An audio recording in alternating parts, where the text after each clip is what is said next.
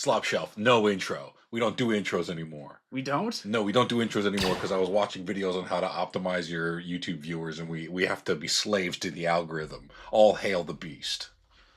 Hey, I'm Jared. Welcome to Slop We don't Shelf. do intros anymore, stupid. Well, we're talking about Star Wars. Let's get into it. Okay, we're talking about Star Wars because this is the forgotten Star Wars movie. This is what made me not like Star Wars. I went to see this in theaters when I was 9. My mom took me. Not it, man. Well, I also... Even as a 9-year-old, I was like, this is not it. When I was a kid, this whole movie blended together when I went to see it. It was very boring. I did not care about it. I can't believe that they continued to make Star Wars: A Clone Wars because, honestly, after watching this movie, this really feels like the aftermath should have been shelved. Oh, yeah. But this is insane.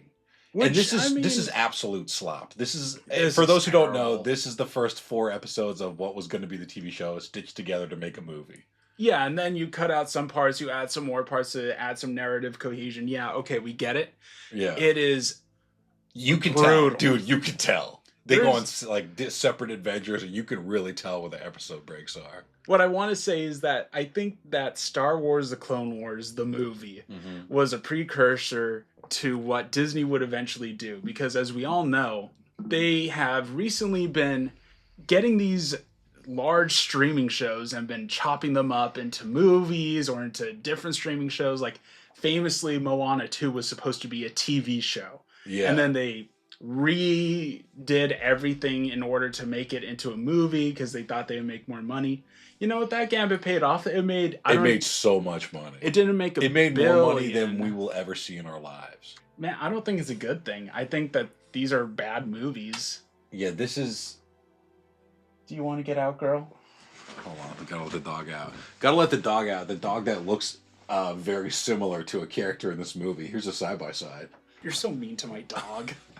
Your dog looks like Rotta the Hutt. I'm sorry. Oh, that's why we're talking about this movie, by the way, because Rotta the Hutt, voiced by Jeremy Allen White, is going to be in the new Mandalorian movie. Yeah, he also voiced Stinky the Hutt in this movie. Yeah, he came back and redubbed the lines. Yeah, this is like a full circle moment. It's pretty cool. I like that part where he does a big burp. And you can see it.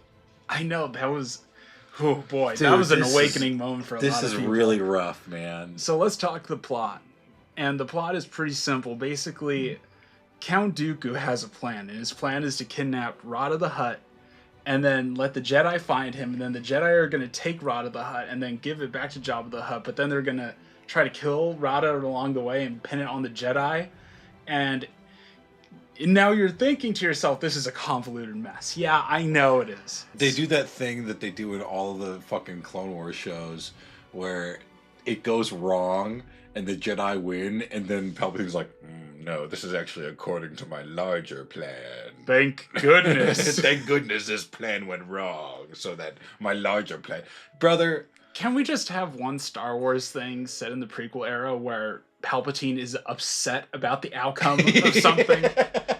He's too chill about it. Dude, everyone's having too good of a time. Like, I get that Anakin's like this cocky, like, kind of guy who's like, doesn't take no nonsense, and he's like, doesn't care about anything. Take this seriously, man. You might die. You could have gotten me killed. And they're like walking everywhere. Yeah. This doesn't feel like, I mean, I know why they're walking everywhere. It's because there's not enough budget for them to like have the characters always running. Like this movie all the budget went to rough. getting Samuel L. Jackson and Christopher Lee back. Oh my god, I want to talk about the line deliveries in this movie because half of it is like the standard prequel dialogue spoken. Yeah. The droid General Grievous has our forces spread thin. The only Jedi we can spare are Skywalker and Kenobi. And it's crazy because eventually these voice actors, like the Anakin's voice actor and Obi Wan's voice actor, eventually they'll learn how to actually deliver their lines correctly. This is a rough prototype. They just watched the prequel trilogy. They're like, okay, we're trying to emulate Hayden Christensen and Ewan McGregor. Okay, fine. But Christopher Lee, I want to point him out because he's giving it his all. Dude, he always is. He's one of those guys who's just like, let me put my everything into this every single time. Even when he's playing Fu Manchu, here's a picture of him as Dracula because we can't put the Fu Manchu one up because it's racist. I take responsibility for racism. Oh. He's always 100% in.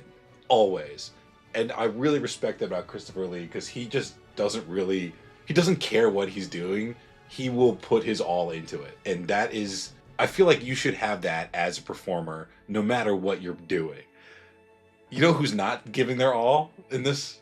Samuel L. Jackson. The droid, General Grievous. Well, he barely does anything in the movie. He's just in the conference room. He's like, oh, I guess we gotta further the plot now. Yeah. It's time to send Yoda there. And it's like, why aren't you sending him in the first place? Why are you, like, having debates? I know why, in the reality of Star Wars, why they're not sending the character there. It's because it's rife with political strife, you know, and political blah, corruption. blah, blah. Whatever. That's boring and sucks.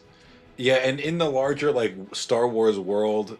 In the political world, everyone knows who Yoda is. He's the head of the Jedi Order. Everyone knows who Mace Windu is.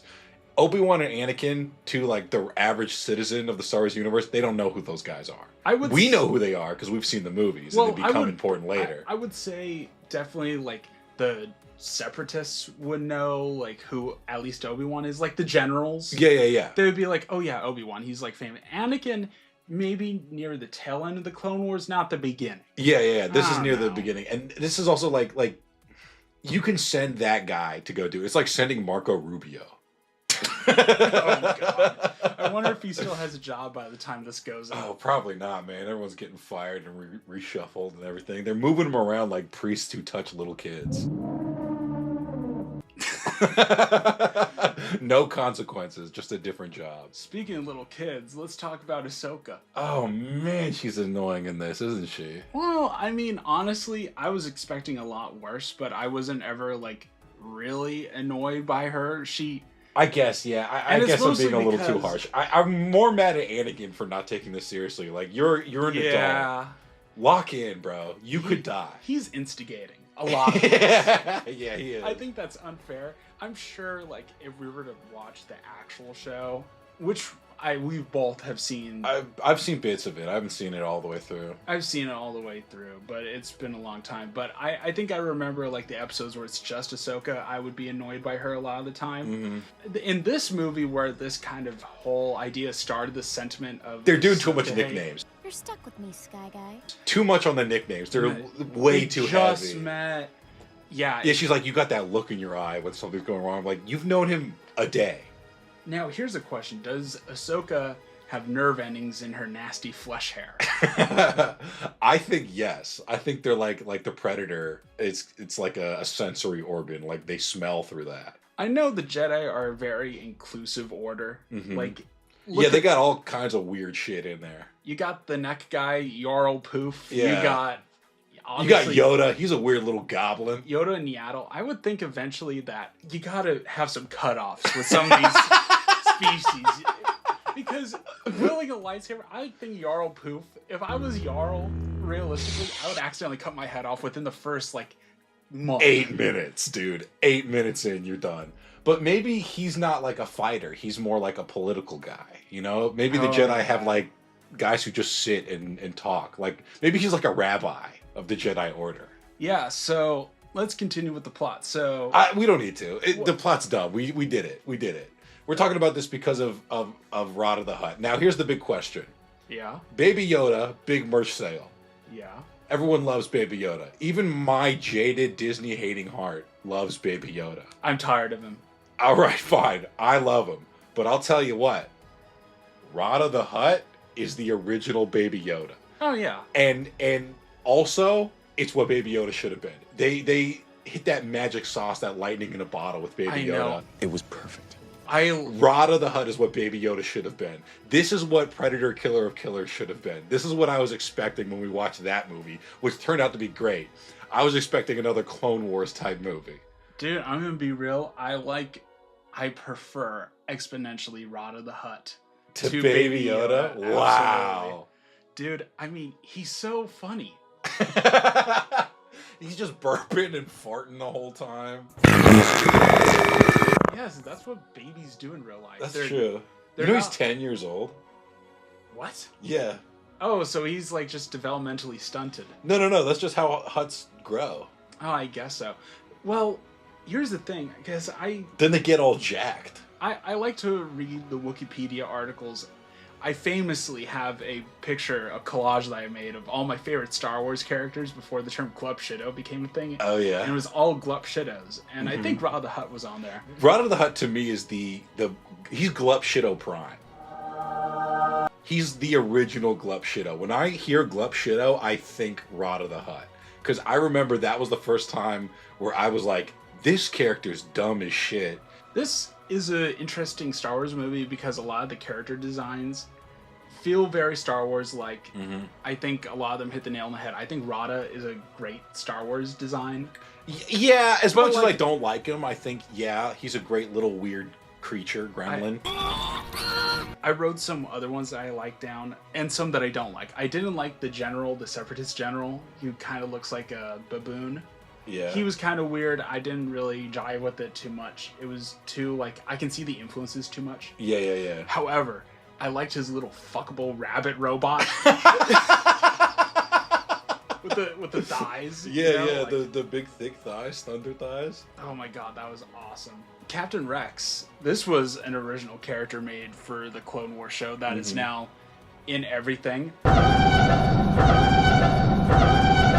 Yeah, everyone loves him. They say he's in Return of the Jedi, but he's not. Hera fought in the Battle of Endor, as did Commander Rex.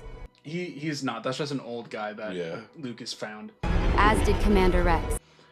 Captain Rex, he was designed to sell action figures, and more specifically, he was designed to sell Star Wars Lego minifigures. We have a friend who loves to collect the Star Wars Lego minifigure clones.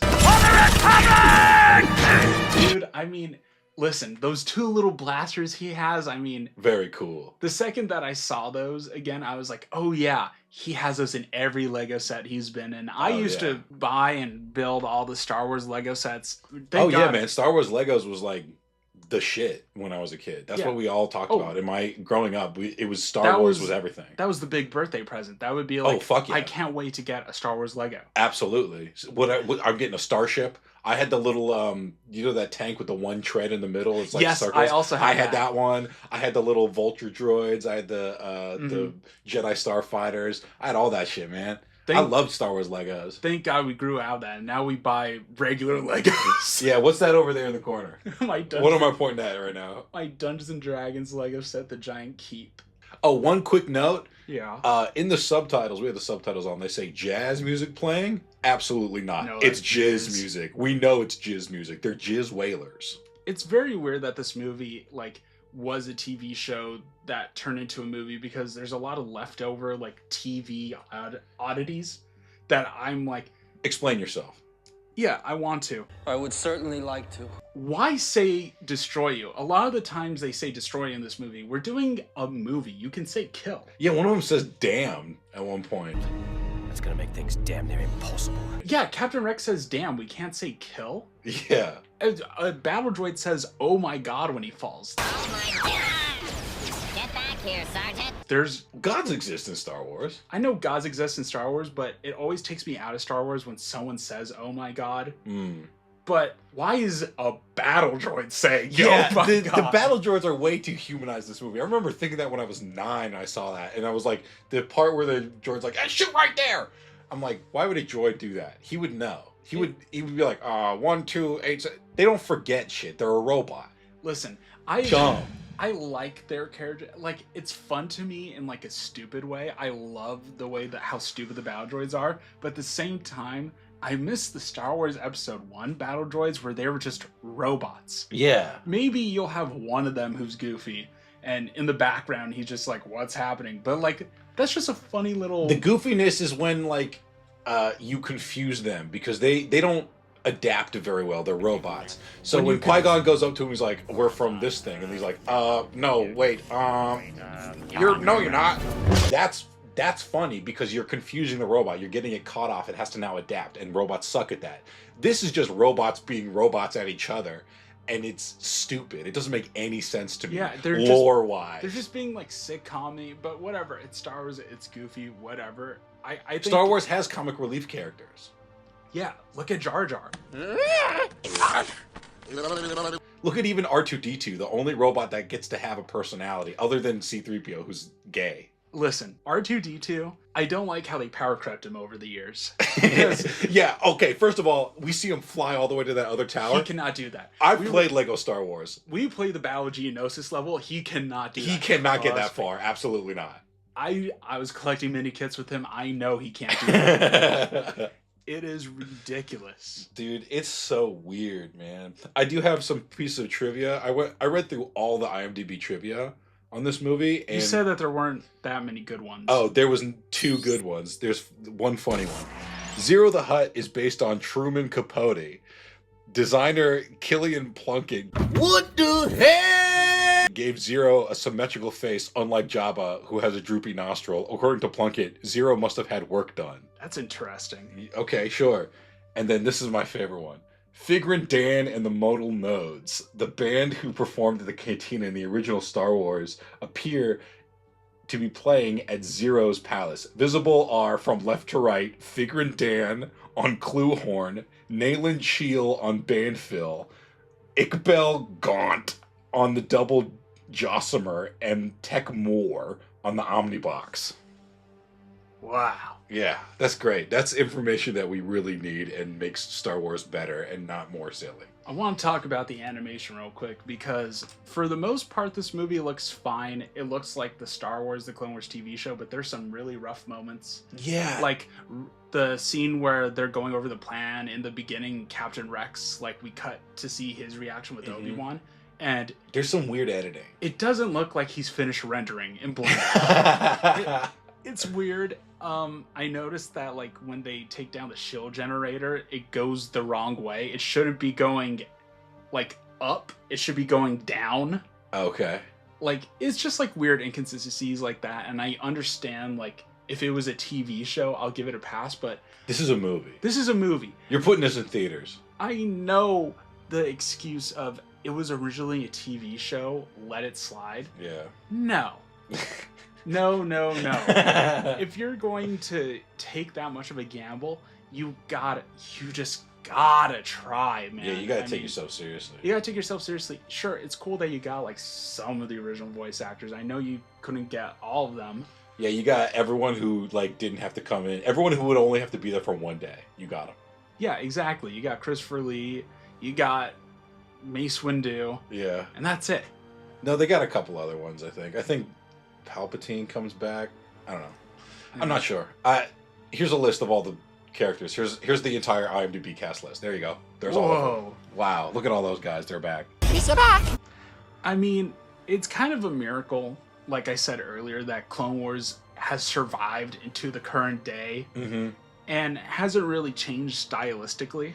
They like if you go back and watch the first season versus the one that they did on Disney Plus, there is a lot of like more detail in the later seasons because they put a lot more money into it. But yeah, the art style didn't really change, and that's the one thing that I kind of like about this. Even though I grew up on the 2D, the Gendy Tartakovsky one, Yes. the micro series, that shit fucking bangs, slaps, 10 out of 10, no notes. But I really do like the art style of this. I don't feel like it works in motion. What? I'm sorry. So Wait, what are you talking when about? they're standing around talking to each other, I'm like, okay, yes, I get it. It's very pleasing to me. I like that Jabba the Hutt has a chin. It's very like visually, I get it, and I get what's going on. But when they're jumping around and flipping around, I'm like, everyone's moving too fast. It doesn't look like they're actually doing it. It looks like they're just jumping to keyframes. You know what I mean? And they fixed that in the last one because they mocapped the Ahsoka Darth Maul fight with real people, and so that fight has like real weight to it. Everyone in this movie weighs like 2 pounds. Yeah, I guess so. And I think a lot of it has to do with in 2008 when this was coming out, and like 2007 when like it was probably when it was being made. That was when all the TV show channels like Nickelodeon, Disney, and Cartoon Network, they were all switching to 3D. They were switching to 3D, but they were cheaper because you don't have to redraw it every time. You can just use the model. But they were coming from 2D, and then 2D you kind of have that snap and bend animation. Yes, and that really works. Like in the micro series, they're really snappy and they're fun, but it works because of the art style that they're going for. Yeah. And this, I just feel like it Listen, we're not animation people by any stretch of the imagination. We can't. I can't draw for shit. Yeah, we don't know how like keyframes work and everything, but I know how they work. I could never make one. all I'm saying is that we're not experts on it. So eventually, yeah, they got better and everything. Animation nerds, sound off in the comments. Is this good or slop? Animation nerds, tell me, is animation is cinema? Question mark. And with animation, you have an unlimited budget, right? Unlimited budget. You can just draw anything. You just draw whatever. Yeah. So every it's unlimited budget. You're limited by your imagination. That's the only limit you have. And now with AI, you can do everything. Oh yeah. Yeah, AI is great. AI is great. We love AI. Yeah, we love it. No, I can't even let that get in there, man. I can't. It fucking sucks. I hate it. I can't believe we Pissing me watched off. this. I surprised you. Here's your reaction. Go ahead, take a look.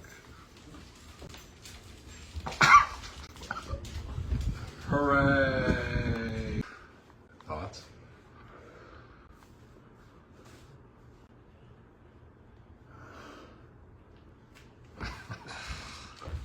I didn't tell you what we were recording today, and I just came over. I and we kept did this. asking you for like a week. I said, "What are we recording?" You kept replying with a smirking demon emoji. Yeah, the devil emoji. I thought we were gonna be continuing our ongoing series on Slop Shelf on the SPUM, the Spider-Man No. United Movie Universe. By the way, if you guys haven't seen it, go watch our Venom. Venom review. review is fantastic. One of our best ones. I know, it's great. But Star Wars is interesting because I feel like now we are a certified movie channel because we've bitched about a superhero movie and now we're bitching about Star Wars. Yeah. Of all the like franchises that exist, Star Wars is the most weighed down with just fucking nonsense slop. Yeah, there's just... As much as I love Star Wars and I grew up with Star Wars and I will defend Episode 3 till the day that I die, it's just, there's just so much nonsense involved in Star Wars. Every Star Wars movie has one thing that they excel at and one thing that they're not very good at. I'm not going to get into what every Star Wars movie, like their pros and cons, because each one is different and we could spend hours talking about it. Yeah. But I think Star Wars, The Clone Wars, the movie, which is what this thing is called. The forgotten Star Wars movie. This movie has a very bad problem with getting you like into the universe. The pacing's everywhere. It's all over the place. I wasn't even going to talk about the pacing yet. I was specifically talking about the structure of a Star Wars movie. Oh, okay. I see mean, what you mean. Any Star Wars movie could be your first Star Wars movie.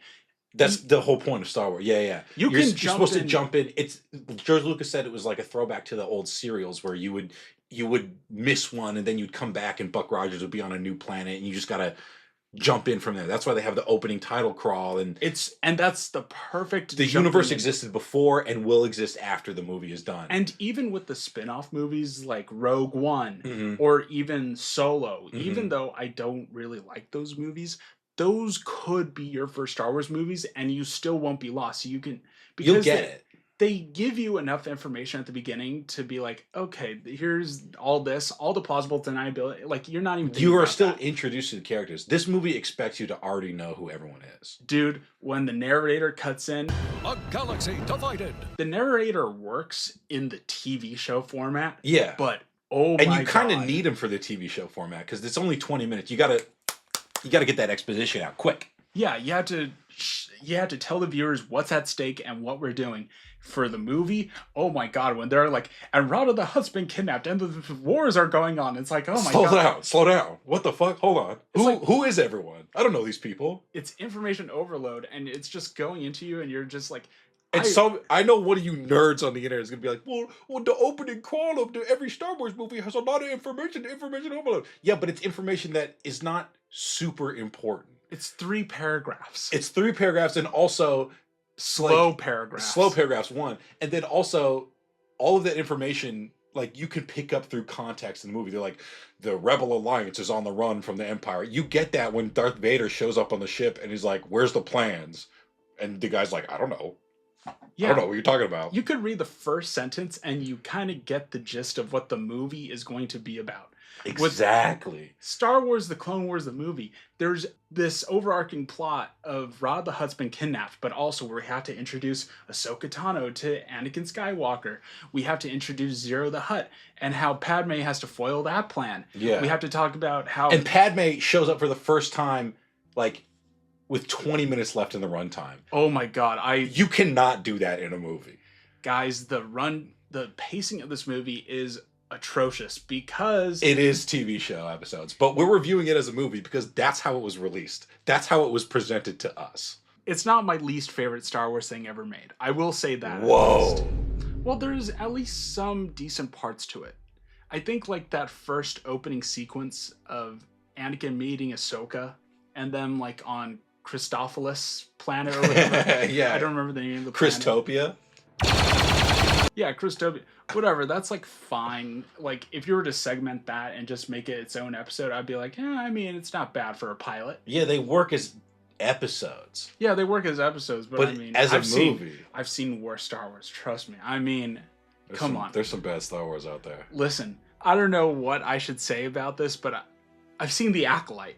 Oh, damn. All right. I've seen The Acolyte. Put in a clip of the Han Solo dance from the Kinect game.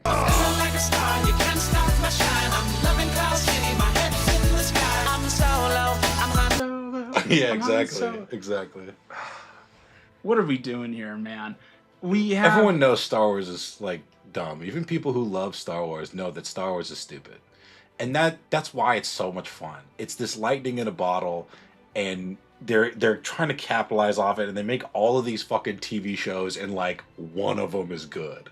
It's crazy that we still are in like the swing of things with Clone Wars, because Clone Wars, the movie came out, and then there's we a got Darth Maul show coming out soon with the same art style, headed by Dave Filoni, who made this.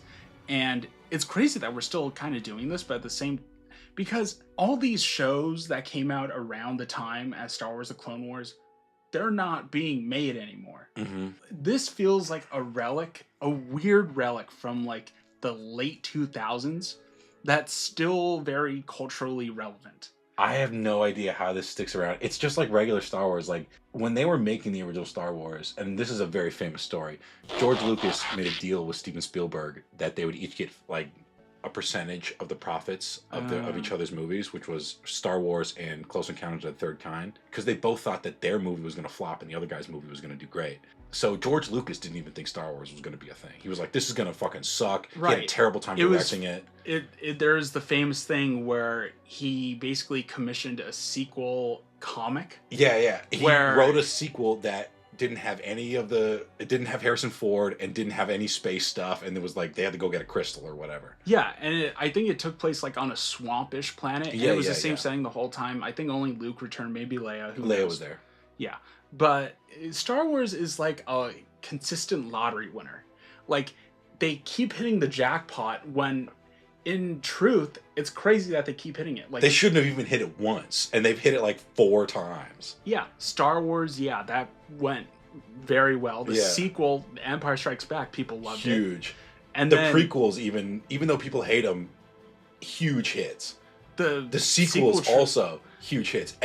Rogue One, beloved by critics for some reason. I don't know why. I watched all of Andor, and then as a capper, I watched Rogue One again. Sucks, man. Mandalorian, I think that was the one that saved Star Wars. Because that's why he's getting the movie. Yeah. That's when they realized that they could do kind of anything with Star Wars, where they could be like, we can put in people that are in spin-offs and TV shows and make their own movies with them. I mean, I feel like the upcoming, or maybe it's out by the time you're watching this, the upcoming Mandalorian and Grogu. Yeah. This is our next lottery prediction. That we're drawing the numbers, the balls are falling. I don't think so, man. It just doesn't feel right. It feels different. Well, I'm saying that because this is going to be the big test of, can Star Wars characters that are in TV, that people know from streaming and TV, can they carry a movie, like an actual theatrical movie? Because Clone Wars is the opposite way around. Yeah, that's true. It was, this weird animated Andor thing, too was also like a spin-off of one character that was in the theatrical movie first. Yeah, movie first, then the show. Now we're doing show first, then the movie. Who knows what's going to happen? Who knows? They tried that Ahsoka thing, which was like the animated show, and then we're doing a live action one and taking it seriously, and that it didn't really work, man. It was kind of boring. This is going to get weird. I think Star Wars is going to be in a weird place and franchise-wise. You got to get weird with it. Because Mandalorian and Grogu is going to weird out the general audience. But listen, Clone Wars, the movie, the show, the TV show. Yeah, the origin story of Jacked Hutt. You don't need Jeremy Allen Hutt. I need fucking hands. You really don't need to watch it. If you do not need to watch it. If you want to do like a complete rewatch of the series, just watch the first like act. Like when he meets Ahsoka and then just skip the rest of the movie. Oh yeah, you could probably do that. Yeah, just know how he met her. Whatever. It don't matter. It really don't matter, man. It really don't matter. I feel like this is the last thing I want to say. Yeah. I don't feel like any of these characters are the same people except for Obi-Wan. Oh, yeah, no. Obi-Wan feels like the same guy that he is in the movies. Anakin feels like a whole different person. Yoda is not in it enough to really get an idea. Count Dooku is now like went from this like refined separatist who like is maybe in the right to this mustache twirling villain who's like, let me kidnap and murder a baby. Ooh, we have to change our plans. Yeah, he wouldn't do that. He wouldn't do that, man. It's just like, I guess Palpatine also feels like the same guy because he's like weird. Always doing an evil laugh. He's always one right. step ahead. Exactly. But nobody feels the same. It feels like completely different characters, and that might be because they're trying to like make it for little kids. So you need like the fun talking guy, but that's what Ahsoka should be. You don't need to make Anakin a different guy. Just introduce a new guy to play off of Anakin. I don't know. I mean, Star Wars is weird. It's always changing. It's ebbing and flowing. We don't know. We'll see you guys with Mandalorian and Grogu. Let's see where it takes us. This is weird. This is really weird. Also, there are strippers in this kid's movie. All right, bye, everybody. Oh, bye.